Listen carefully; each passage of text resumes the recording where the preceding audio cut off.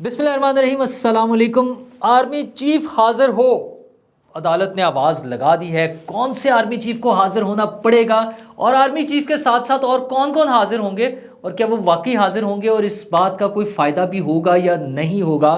مطلب نا وہ کہتے ہیں نا سب پھڑے جان گے، واقعی کوئی پھڑا بھی جائے گا کہ نہیں پھڑا جائے گا؟ لیکن آپ کو بتاؤں کہ جو پکڑے گئے ہیں ان کا الیکشن بڑا مشکل ہے، اور ان میں یاسمین راشد ہیں، وہ کہاں سے الیکشن لڑیں گی؟ عدالت نے تو انہیں بتا دیا ہے، مطلب ویسے تو ایک سوال ہے لیکن اس سے پتہ چل رہا ہے کہ یاسمین یا راشد کہاں سے الیکشن لڑیں گی بھی کہ نہیں لڑیں گی اور کن حالات میں لڑیں گی۔ یہ ساری باتیں میں آپ کو بعد میں بتاؤں گا۔ پہلے آپ کو بتاؤں کہ فیض حمید ضرور پھڑے جائیں گے۔ ان کے بارے میں ہمیشہ ڈاؤٹ رہتا ہے، میں خود بھی سمجھتا ہوں کہ بڑا مشکل ہے اس لیول پہ جہاں پر وہ بیٹھے ہوئے ہیں، اور جس طرح کے ہمارے معاملات ہیں، سابق D G I S I, کس نے ان کو پکڑنا ہے؟ لیکن معاملات کچھ اسی طرف جا رہے ہیں۔ میں آپ کو یاد کراؤں کہ ہماری بیٹھک میں، گزشتہ بیٹھک میں جب بات ہو رہی تھی تو بات ہو رہی تھی فرح گوگی کے کیسز پر۔ فرح گوگی کے کیسز اپنی جگہ ڈھیر ساری کرپشن ہے، کروڑوں اربوں روپے کے معاملات آ جائیں گے۔ ویسے انہوں نے نوٹس جاری کر رہی ہیں وہ تو، کہ جس نے بھی مجھے کہا ہے کرپٹ کا ہے اس کو میں نوٹس جاری کر دوں گی۔ وہ سارے معاملات عدالتوں کے ذریعے جائیں گے، نوٹس ہوں گے، وہ تو سارا کچھ ہوگا۔ لیکن رضی دادا نے، ہمارے جو دوست ہیں رضوان رضی صاحب، انہوں نے پروگرام میں کہا کہ یہ والا کیس اس لیے فوراً اچانک سامنے آیا ہے کہ فیض حمید کی کرپشن کا جو کیس آ گیا تھا، وہ صرف کرپشن نہیں ہے، بڑے خوفناک قسم کے الزامات ہیں ان پر، اس کو کور دیا گیا، اس کو شیلٹر دی گیا۔ اچھا، ایک بات یہ ہوگی۔ دوسری کچھ دنوں سے باتیں ہو رہی ہیں کہ جناب لوگوں کو آف ایئر کر دیا گیا۔ ماریا میمن کے بارے میں بات ہو رہی ہے کہ اسے آف ایئر کر دیا گیا، وہ خود کہہ رہی ہے کوئی مسئلہ نہیں ہے، میں خود چھٹی پر گئی ہوں۔ کاشف عباسی کو آف ایئر کر دیا گیا، وہ کہتے ہیں میں اپنی مرضی سے گیا ہوں۔ اس سے پہلے اوریا مقبول جان صاحب آف ایئر ہوئے تھے۔ اچھا، ویسے وہ آف دی ریکارڈ یہ پتہ چلتا ہے کہ وہ ریکویسٹیں کرتے پھرتے ہیں کہ یار مجھے کسی طرح کوئی پروگرام مل جائے، لیکن نہیں مل رہا۔ یہ ساری باتیں تو چل رہی تھی، لیکن شاہ زیب خانزادہ نے جو کر دیا ہے، اف، میں اب کیا بتاؤں، بس کیا کر دیا ہے۔ اچھا، ایک تو وہ کیس ایسا ہے، اتنا ہائی پروفائل کہہ لیں، اتنا خوفناک قسم کے الزامات ہیں فیض حمید پر۔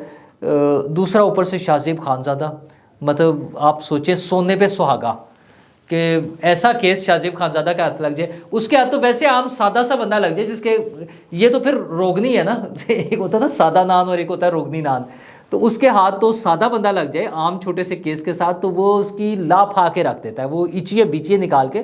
ایک بڑی ٹیم کے ساتھ بہت محنت کرتے ہیں شاہ زیب خانزادہ صاحب، اور انہیں بڑا عبور حاصل ہوتا ہے اپنے ٹاپک پر جب وہ بات کر رہے ہوتے ہیں، ان کی بہت اچھی انہوں نے اسٹڈی کی ہوتی ہے، اس کے مطابق وہ بات کرتے ہیں، سوال جواب، کراس کویسچن، مطلب وہ بچ کے نہیں جانے دیتے کسی کو۔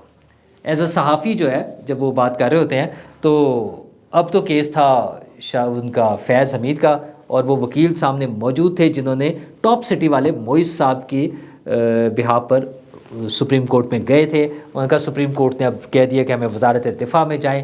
اب شاہ زیب خانزادہ جیو ٹی وی پر بیٹھ کے، جو سب سے زیادہ دیکھے جانے والا ٹی وی چینلز میں سے بڑا چینل ہے، اس پہ بیٹھ کے یہ ساری باتیں کر رہے ہیں، تو اس کا مطلب کوئی پریشر نہیں ہے۔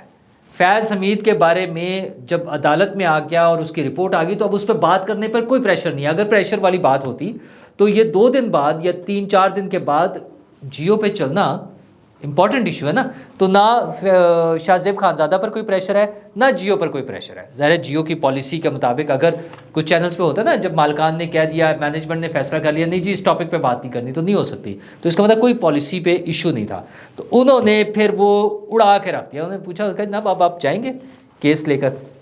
اچھا، اور یہ تھا کیا اس سے پہلے وہ جو چھاپا، مطلب انہوں نے بتایا تفصیل سے کہ کیسے رینجرز والے، آئی ایس آئی والے، وہ اس درخواست کے مطابق جو سپریم کورٹ میں گئے تھے لے کر درخواست، اس کے مطابق فیض حمید صاحب کی انسٹرکشن پہ پورا سارا گروپ ایک بڑا سارا چھاپا مارا گیا، اور چھاپا بھی پہلے غلط جگہ پہ مار دیا، کسی اور کے گھر مار دیا۔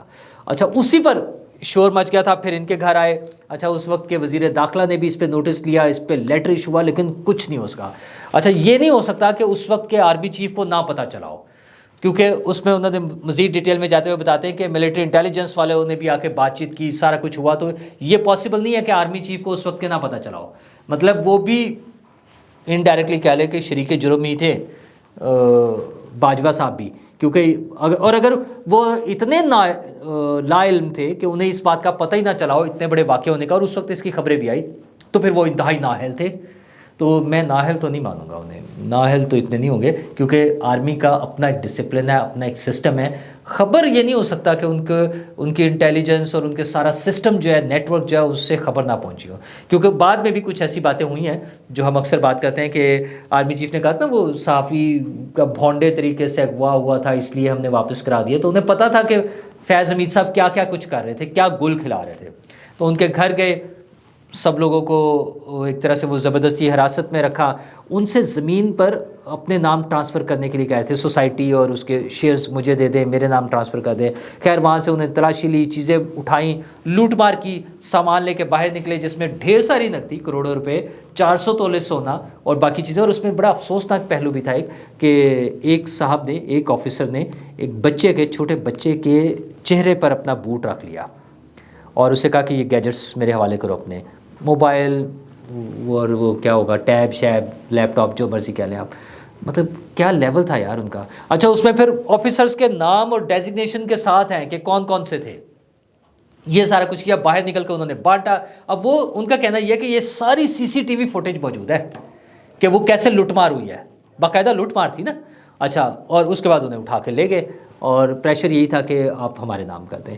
پھر ان کے سسر کو بھی اٹھا کے لے گئے، جو انہیں ملنے کے لیے آئے تھے انہیں بھی اٹھا کے لے گئے، ان کو بھی رکھا. پھر ان کے نام پر بھی بلیک میل کرتے رہے کہ سسر کو چھڑوانا ہے تو یہ کر دیں. انہوں نے کچھ بھی نہیں کیا. پھر سی ٹی ڈی کو دے دیا جس میں دہشت گردی کی دفعات لگا کے ان پر مقدمات درج کرا دی. اچھا وہ مقدمات چلتے رہے، ہوتے رہے، اب آ کر وہ ختم ہوئے ہیں. اس میں انہوں نے ایک اور 2-3 اور بڑی مزیدار سی باتیں بتائی ہیں. انہوں نے بتایا کہ معیز صاحب کے کوئی کزن تھے بریگیڈیئر حامد خان، جو آپ پارا جا کے فیض حمید سے ملے اس سارے واقعے کے بعد کہ یہ لوٹ مار ہوئی ہے.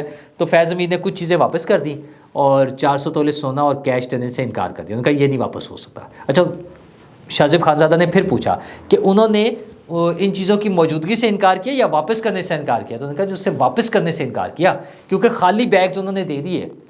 ظاہر خالی بیگز کا کیا کرنا تھا، ایماندار آدمی، خالی بیگز کا انہوں نے کیا کرنا تھا، تو وہ واپس کر دیے.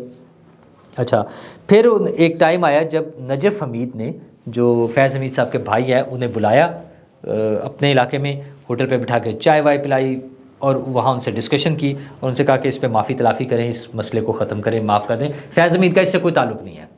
اچھا جی اگر فیض حمید کا تعلق نہیں ہے تو پھر انہیں بلا کے معافی مانگنے اور یہ کہنے کی کیا ضرورت تھی. فیض حمید D G I S I, اگر اس کا تعلق ہی نہ ہو، پہلے ڈی جی سی رہے وہ، تو اگر ان کا تعلق نہ ہو تو پھر تو ضرورت ہی نہیں تھی. تو ان ساری چیزوں میں مطلب یار ہمارے ملک میں اس لیول پر چیزیں ہو رہی تھی ان الزامات کی روشنی میں. تو آپ سوچیں کہ بس پھر کیا کہاں چیزیں ٹھیک ہو سکتی ہیں. اور صورتحال یہ تھی کہ وزیر داخلہ لیٹر لکھ رہا ہے اور آرمی چیف تک، ظاہر آرمی چیف کو بھی پتہ ہوگا اس وقت کے، اور کوئی سنوائی نہیں تھی، کوئی نہیں اس شخص کو روک سکتا تھا سسٹم میں کہ یار یہ تم کیا کر رہے ہو. اور کمال تو یہ کہ آج شاہ زیب خانزادہ بیٹھ کے 2 دن پہلے یہ پوری سٹوری سنا رہا ہے ٹی وی پر بیٹھ کے.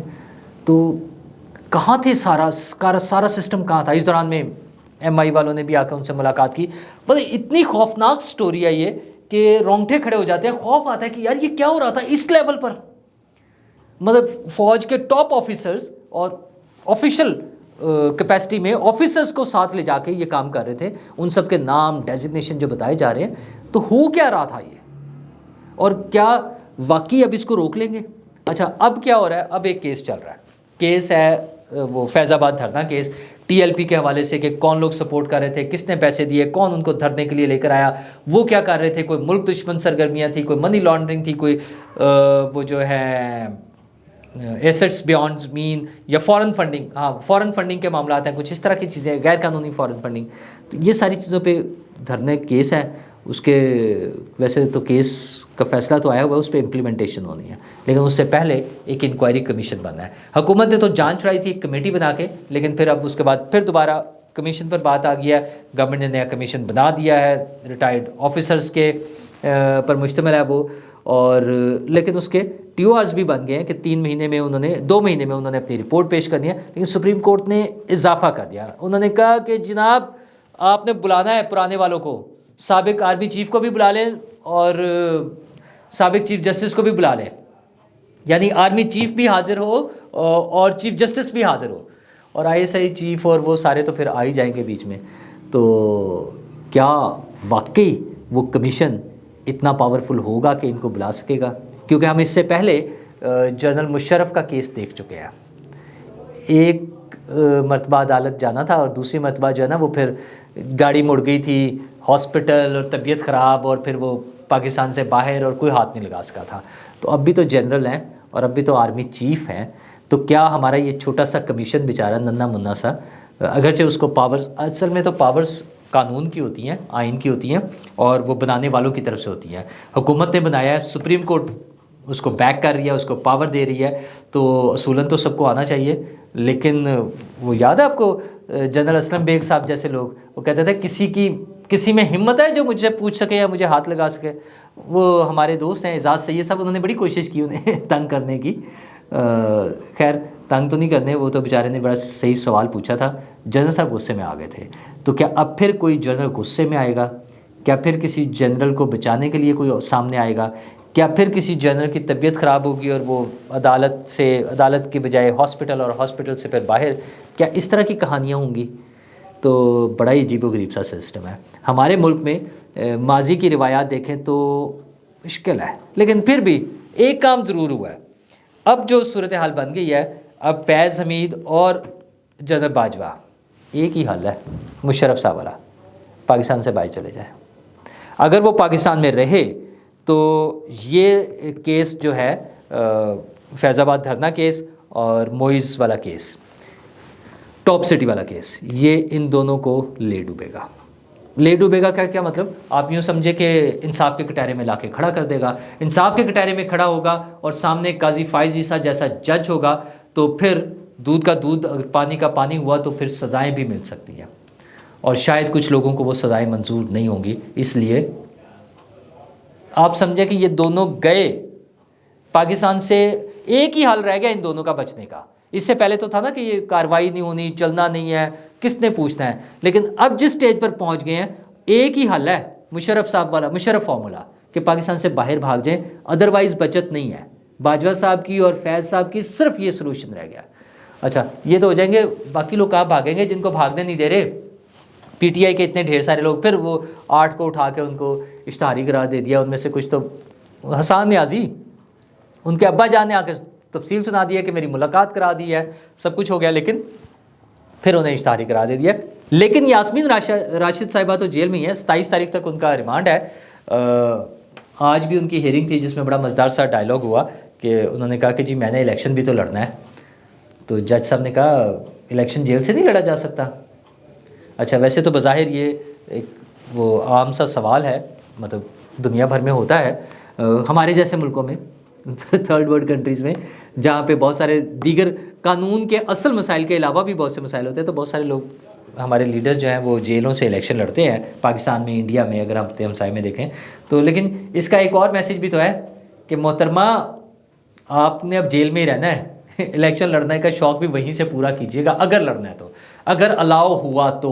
مطلب دیکھیں نا اس وقت تک اگر کوئی ڈسکوالیفیکیشن ہوگی، اگر کوئی سزا ہو گئی چھوٹی موٹی بھی، تو پھر ڈسکوالیفائی بھی تو ہو جاتے ہیں لوگ. ہم نے اس سے پہلے دیکھا ہوا ہے نا، نواز شریف صاحب، جہانگیر ترین صاحب، تو اگر وہ سب ہوئے تھے تو قوانین کسی نے بدلے اس کے بعد؟ میرا نہیں خیال. صرف اتنی سی تبدیلی ہوئی ہے کہ تا حیات نااہلی کے بجائے 5 سال کی نااہلی ہو جاتی ہے. تو محترمہ یاسمین راشد صاحبہ، آپ کی پارٹی کی 3.5 سال، پونے 4 سال حکومت رہی ہے. اگر آپ نے کوئی قوانین بدلے ہیں، وہ زبانی باتیں تو تبدیلی آپ ہی لوگوں نے لانی تھی، وہ اپنی جگہ، لیکن اگر آپ نے کوئی قوانین بدلے ہیں تو شاید بدل جائے. ادروائز حنیف عباسی صاحب، یہ سارے کیسز ہمارے سامنے موجود ہیں نا، تو پھر ایسے ہی چلے گا. اور الیکشن جیل سے بھی تو لڑا جا سکتا ہے. مطلب سمجھ گئے ہیں نا آپ؟ تو ہمیں امید ہے، یا ہم دعا کرنی چاہیے ہمیں کہ چیزیں بہتری کی طرف چلیں. خرابیاں تو رہتی ہیں، کسی نہ کسی نے اس کو ٹھیک کرنا ہے، لیکن یہ انٹرم گورنمنٹ ہے اور انٹرم پیریڈ ہے، الیکشن کی تیاریاں ہو رہی ہیں. اگر الیکشن ہونے ہیں اور ہو گئے تو پھر جو بھی حکومت آئے گی اس کی ذمہ داری بنتی ہے کہ چیزوں کو ٹھیک کریں، اور آئندہ سے کسی کو جیل سے الیکشن اور یہ ساری چیزیں نہ ہوں، اور پاکستان ایک پرامن ملک کے طور پہ اور ایک خوشحال ملک کے طور پر آگے بڑھ سکے. شکریہ.